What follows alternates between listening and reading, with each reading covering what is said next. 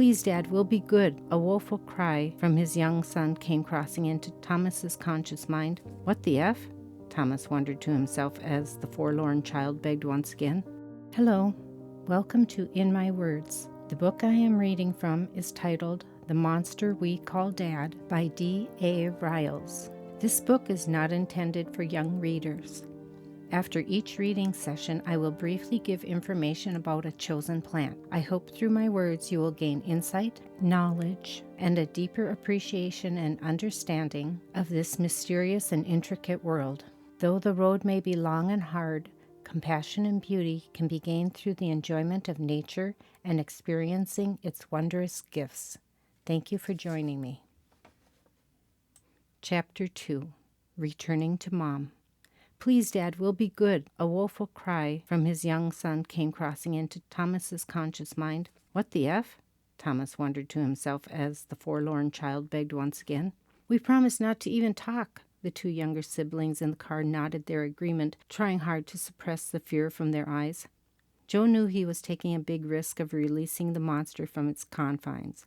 But they didn't want to keep driving further from their mom, not knowing if she were dead or dying. Trying hard to stay strong and not cry, the young boy waited for his dad's response, hoping he would turn around and go back to the Badlands. Finally, the fog lifted as Thomas heard his son's entreaty. Not acknowledging his transgression, he slowed the car. Gravel crunched under the wheels of the large station wagon as he pulled off to the side of the road. He waited for a car to pass, then made a U-turn in the middle of the highway and went back to get his wife. Arriving at the camping area, Thomas pulled off the highway and onto the gravel parking lot where his wife's body was still lying on the ground. Reluctantly, he climbed out of the car. Kicking up dust as he lumbered toward Jane, plumes of dry sand lay in his wake.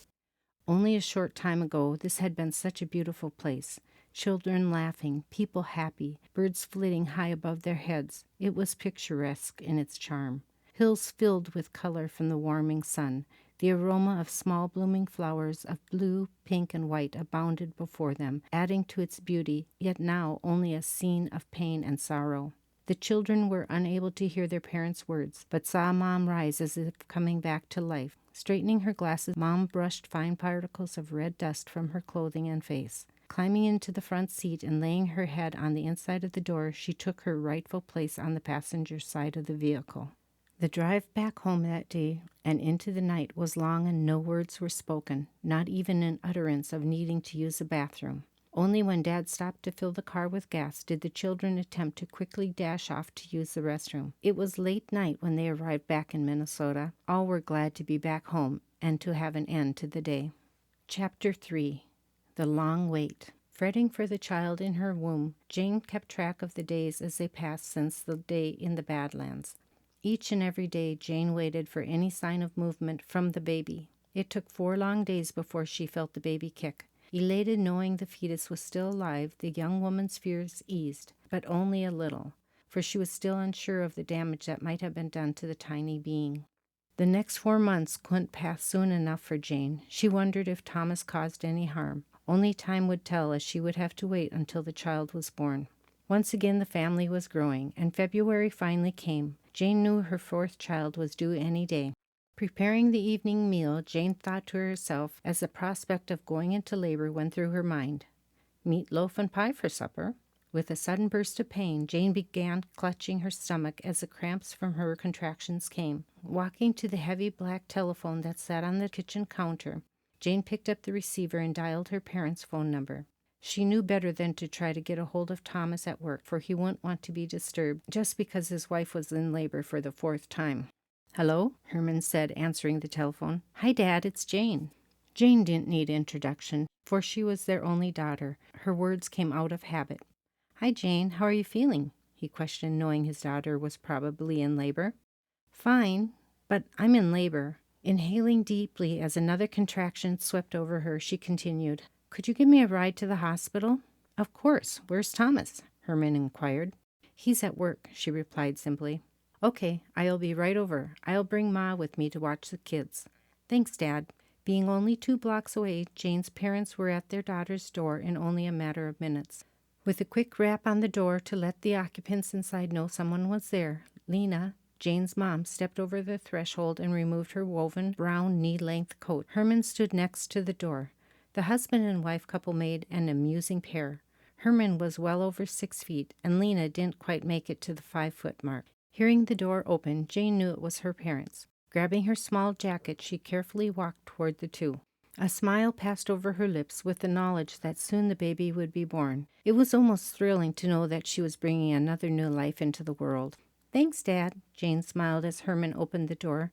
Bending down to reach his small-statured daughter, he smiled and gave her a light hug. "Mom?" Jane paused, looking over her shoulder. "Would you try to get a hold of Thomas so he knows I'm going to the hospital?" "Of course, dear," Lena replied kindly as she touched her daughter's shoulder. Happy to help his only daughter, Herman and Jane left for the hospital.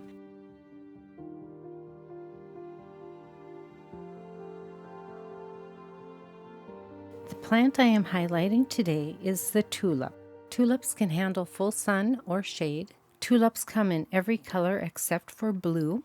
Petals can vary greatly. There are numerous varieties of different tulips. However, I won't go into those today because it would take way too long to go through all of them. The flower petals come in many different shapes and sizes. Some are fluted, some look feathery. Many people are used to seeing the regular single tulip. Tulips are easy to grow. The perennial tulips come back year after year in the cooler zones. The hybrid tulips may come back many times. If they do come back, they will come back as the original parent plant and will no longer have the hybrid genetics to it. Tulips need lots of water as they grow, especially in the first season and until they are established. From my own experience, I find that many rabbits and deer love tulips. So unfortunately here in my area, they need to be protected by a fence, which of course you will see in these pictures. If you are deciding to plant tulips this year, and depending on when you are hearing this podcast, in my area, I plant tulips in the autumn. This will help the tulips to establish themselves for spring bloom, and many times the tulips will develop into beautiful flowers by spring. Tulip bulbs can be planted 4 to 6 inches deep, and make sure you plant the bulbs with the pointy side up. The rounded part is where the roots come out, and so it's important to have the rounded part at the bottom. In general, tulip bulbs are spaced 6 inches apart. Of course, this will depend on the size of the bulb. The tulip bulbs, which you can purchase at a store, are approximately 1.5 or 2 inches in diameter. Some tulip bulbs can be grown indoors in containers late in the winter for late winter blooming. Northerners such as myself know the importance of having extra beauty, especially of color, in the darkness of the winter. I haven't forced bulbs in the winter because I have a lot of indoor plants that keep me busy. So that's one thing I have not done yet.